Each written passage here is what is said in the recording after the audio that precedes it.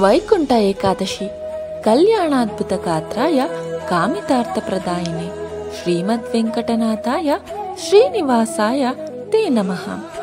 ವೈಕುಂಠ ಏಕಾದಶಿಯ ಶುಭಾಶಯಗಳು. ವೈಕುಂಠ ಎಂದರೆ ವಿಷ್ಣುಲೋಕ. ವಿಷ್ಣುವಿಗೆ ವೈಕುಂಠ ಎಂಬ ಹೆಸರಿದೆ ಎಂದು ತಿಳಿದು ಬರುತ್ತದೆ. ಕಾರಣ, ಒಂದು ಮನ್ವಂತರದಲ್ಲಿ ವಿಷ್ಣುವು ವಿಕುಂಠೆ ಎಂಬ ಸ್ತ್ರೀಯಲ್ಲಿ ಅವತರಿಸಿದನು. ಇದರಿಂದ ನಾರಾಯಣನಿಗೆ ವೈಕುಂಠನೆಂಬ ಹೆಸರು ಬಂತು ಎಂದು ಮಹಾಭಾರತದ ಶಾಂತಿ ಪರ್ವದಿಂದ ತಿಳಿದು ಬರುತ್ತದೆ. ಇನ್ನು ಏಕಾದಶಿ ಎಂದರೆ ಚಾಂದ್ರಮಾನದ 11ನೆಯ ತಿಥಿ ಎಂದು ಸ್ಥೂಲವಾಗಿ ಹೇಳಬಹುದು. ಏಕಾದಶಿ ಒಂದು ವ್ರತ. ಏಕಾದಶಿ ದಿನದಂದು ಉಪವಾಸವಿದ್ದು ದ್ವಾದಶಿಯ ದಿನ ಆ ತಿಥಿಯಲ್ಲಿಯೇ ನಿತ್ಯ ಕರ್ಮ ಮುಗಿಸಿ ಭೋಜನ ಮಾಡಬೇಕು. ದಶಮಿಯಂದು ಅಂದರೆ ಏಕಾದಶಿಯ ಇಂದಿನ ದಿನ ಒಂದು ಹೊತ್ತು ಮಧ್ಯಾಹ್ನ ಊಟ ಮಾಡಿ ಭೋಗಗಳನ್ನು ತ್ಯಜಿಸಿ ಮರುದಿನ ಏಕಾದಶಿ ಉಪವಾಸವನ್ನ ಮಾಡಬೇಕು. ಇಲ್ಲಿ ಉಪವಾಸ ಎಂದರೆ ಆಹಾರ ಸೇವಿಸದಿರುವುದು ಎಂಬುದೊಂದು ಅರ್ಥವಾದರೆ, ಇನ್ನೊಂದು ಅರ್ಥ ಭಗವಂತನ ಸಮೀಪದಲ್ಲಿರುವುದು, ಅಂದರೆ ಶುಚಿಯಾಗಿ ಎಡಬಿಡದೆ ಭಗವಂತನ ಸ್ಮರಣೆ ಮಾಡುತ್ತಿರುವುದು ಎಂದರ್ಥ. ಇದರಿಂದ ಏಕಕಾಲಕ್ಕೆ ದೇಹಕ್ಕೆ ವಿಶ್ರಾಂತಿ, ಮನಸ್ಸಿಗೆ ಭಗವನ್ ನಾಮಸ್ಮರಣೆಯಿಂದ ಶಾಂತಿ ಕೂಡ ದೊರೆಯುತ್ತದೆ. ಹೀಗೆ ಎಡಬಿಡದೆ ಏಕಾದಶಿ ವ್ರತ ಮಾಡುವುದರಿಂದ ದೇಹದ ಮತ್ತು ಮನಸ್ಸಿನ ಸ್ವಾಸ್ಥ್ಯ ಕಾಪಾಡಿಕೊಳ್ಳಬಹುದು. ಮಹಾಕವಿ ಕಾಳಿದಾಸ ಹೇಳಿರುವಂತೆ, ಶರೀರ ಮಾಧ್ಯಂ ಖಲು ಧರ್ಮ ಸಾಧನಂ. ಧರ್ಮ ಸಂಪಾದನೆಗೆ ಸ್ವಾಸ್ಥ್ಯ, ಶರೀರ ಅತ್ಯಗತ್ಯ. ವೈಕುಂಠ ಏಕಾದಶಿಯ ಬಗ್ಗೆ ಕತೆ ಇಂತಿದೆ. ಭಾಗವತೋತ್ತಮನಾದ ನಂದಗೋಪನು ಶ್ರೀಕೃಷ್ಣನ ಸಾನ್ನಿಧ್ಯದಲ್ಲಿ ಏಕಾದಶಿಯ ಉಪವಾಸ ಹಾಗೂ ದ್ವಾದಶಿಯ ಪಾರಣೆಗಳನ್ನು ತಪ್ಪದೆ ಆಚರಿಸುತ್ತಿದ್ದನು. ಒಮ್ಮೆ ಏಕಾದಶಿ ವ್ರತ ಆಚರಿಸಿ ಮರುದಿನ ದ್ವಾದಶಿ ಬಹು ಸ್ವಲ್ಪ ಕಾಲ ಮಾತ್ರ ಇದ್ದುದರಿಂದ ಬೆಳಗಿನ ಜಾವಕ್ಕೆ ಮೊದಲು ಯಮುನಾ ನದಿಯಲ್ಲಿ ಸ್ನಾನಕ್ಕಿಳಿದ. ಅದು ರಾಕ್ಷಸರ ಸಂಚಾರದ ಕಾಲವಾದ್ದರಿಂದ ವರುಣದೇವನ ಸೇವಕನಾದ ರಾಕ್ಷಸ ನಂದಗೋಪನನ್ನ ವರುಣನ ಬಳಿಗೆ ಎಳೆದೊಯ್ದನು. ಇತ್ತ ನಂದನು ಎಷ್ಟು ಹೊತ್ತಾದರೂ ಸ್ನಾನಕ್ಕೆ ಹೋದವನು ಬಾರದಿರಲು ಗೋಪಾಲಕುಲದವರೆಲ್ಲ ಬಲರಾಮಕೃಷ್ಣರಿಗೆ ಈ ಸುದ್ದಿ ಮುಟ್ಟಿಸಿದರು. ಸರ್ವಜ್ಞನಾದ ಶ್ರೀಕೃಷ್ಣ ಅವರಿಗೆಲ್ಲ ಅಭಯವಿತ್ತು ತಂದೆಯವರನ್ನ ಕರೆತರುವುದಾಗಿ ಹೇಳಿ ವರುಣಲೋಕಕ್ಕೆ ಬಂದನು. ದೇವಾದೇವನಾದ ಶ್ರೀಕೃಷ್ಣನಿಗೆ ನಮಿಸಿದ ವರುಣ ತನ್ನ ಸೇವಕನಿಂದಾದ ಅಪರಾಧವನ್ನ ಮನ್ನಿಸಬೇಕೆಂದು ಪ್ರಾರ್ಥಿಸಿದ. ಶ್ರೀಕೃಷ್ಣ ವರುಣನನ್ನ ಆಶೀರ್ವದಿಸಿ ತಂದೆಯೊಡನೆ ಗೋಕುಲಕ್ಕೆ ಹಿಂದಿರುಗಿದನು. ನಂದಗೋಪನಿಗೆ ಪರಮಾನಂದವಾಯಿತು. ವರುಣನ ಲೋಕದ ವೈಭವ ಹಾಗೂ ತನ್ನ ಮಗನಾದ ಶ್ರೀಕೃಷ್ಣನಿಗೆ ಸಿಕ್ಕ ಭವ್ಯ ಸ್ವಾಗತ ಮುಂತಾದವುಗಳನ್ನ ಎಳೆ ಎಳೆಯಾಗಿ ಬಣ್ಣಿಸಲಾಗಿ ಗೋಪಾಲಕರಿಗೆಲ್ಲ ಹೆಮ್ಮೆ ಎನಿಸಿತು. ಆದರೆ ಶ್ರೀಕೃಷ್ಣ ಸಾಕ್ಷಾತ್ ಪರಮೇಶ್ವರನೇ ನಿಜ, ಆದರೆ ಅವನ ನಿಜ ರೂಪ ಅರಿಯಲಾರೆವು ಎಂದು ಪರಿತಪಿಸಿದರು. ಇದನ್ನರಿತ ಕೃಷ್ಣ ಎಲ್ಲರಿಗೂ ಯಮುನಾ ನದಿಯಲ್ಲಿದ್ದ ಬ್ರಹ್ಮಕುಂಡವೆಂಬ ಮಡುವಿನಲ್ಲಿ ಮುಳುಗಿ ಬರುವಂತೆ ತಿಳಿಸಿದ. ಅದರಂತೆ ಅವರೆಲ್ಲ ಮಾಡಲಾಗಿ ಅವರ ಕಣ್ಣಿಗೆ ವೈಕುಂಠ ಕಾಣಿಸಿತು. ಅವರ ಮನಸ್ಸು ತೃಪ್ತಿಯನ್ನ ಹೊಂದಿತು. ಶ್ರೀಕೃಷ್ಣನು ಪರದೈವವೆಂಬ ಅವರ ಮೇಲೆ ನಂಬಿಕೆ ಸ್ಥಿರವಾಯಿತು. ಎಲ್ಲರೂ ಧನ್ಯರಾದರು. ಬಹುಶಃ ಈ ಕಾರಣಕ್ಕೆ ಏಕಾದಶಿಯನ್ನ ವೈಕುಂಠ ಏಕಾದಶಿ ಎಂದು ಕರೆದಿರಬಹುದು ಎಂದು ಊಹಿಸಬಹುದು. ಪುರಾಣಗಳಿಗೆ ಮಹತ್ವವಾದ ಸ್ಥಾನವಿದೆ. ಅವು ಜನಜೀವನಕ್ಕೆ ಹೊಂದಿಕೊಂಡು ಹೋಗುವ ವಿಷಯಗಳನ್ನು ಪ್ರತಿಪಾದಿಸುತ್ತವೆ.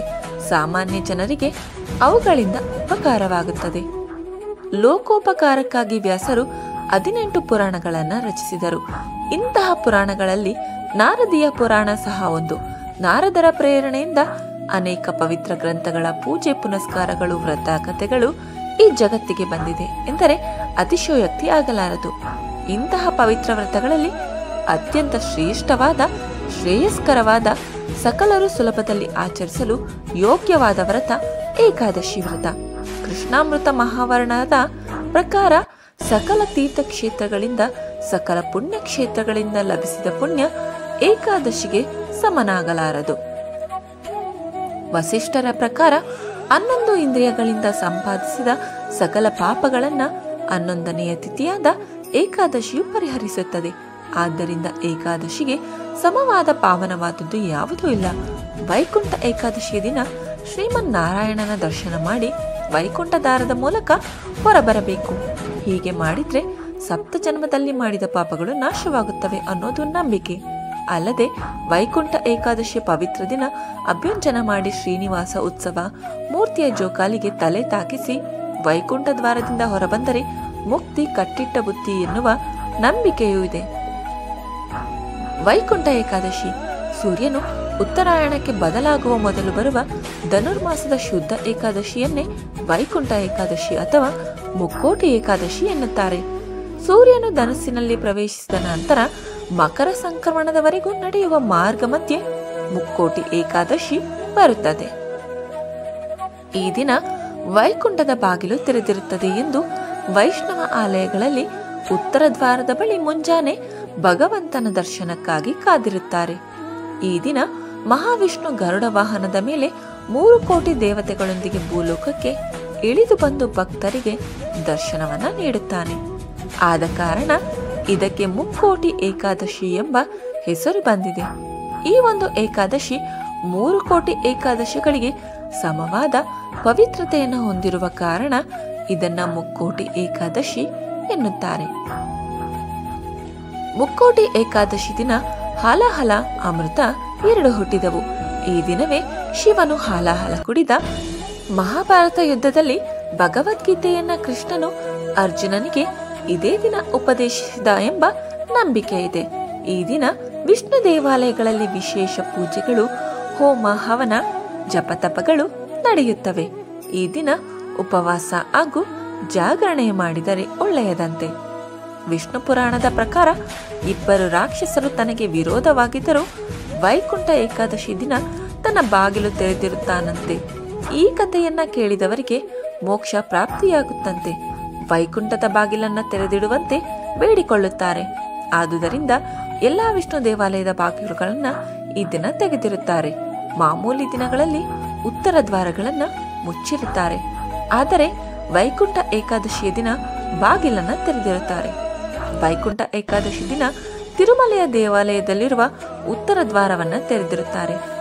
ಪದ್ಮಪುರಾಣದ ಪ್ರಕಾರ ವಿಷ್ಣುವಿನಿಂದ ಬಂದ ಶಕ್ತಿಯಿಂದ ಮೋರ ಎಂಬ ರಾಕ್ಷಸನನ್ನ ಸಂಹರಿಸಿದ ದಿನವಂತೆ. ಮುಕ್ಕೋಟಿ ಏಕಾದಶಿ ದಿನದಂದು ಅಂದರೆ ಧನುರ್ಮಾಸದ ಶುಕ್ಲ ಏಕಾದಶಿ ದಿನದಂದು ಉಪವಾಸವಿರಬೇಕಂತೆ. ಇದಕ್ಕೆ ಕಾರಣವೇನೆಂದರೆ ಮೋರ ಎಂಬ ರಾಕ್ಷಸನು ಅಂದು ಅಕ್ಕಿಯಲ್ಲಿ ಅಡಗಿ ಕುಳಿತಿರುತ್ತಾನಂತೆ. ಆದುದರಿಂದ ಅಂದು ಅಕ್ಕಿಯಿಂದ ಮಾಡಿದ ಯಾವುದೇ ಪದಾರ್ಥವನ್ನ ತಿನ್ನಬಾರದು. ಮುಕ್ಕೋಟಿ ಏಕಾದಶಿ 1 ದಿನ ಉಪವಾಸವಿದ್ದರೆ ಮಿಕ್ಕ 23 ಏಕಾದಶಿಗಳಲ್ಲಿ ಉಪವಾಸವಿದ್ದಂತೆ ಎಂದು ವಿಷ್ಣು ಪುರಾಣದಲ್ಲಿ ಹೇಳಲಾಗಿದೆ.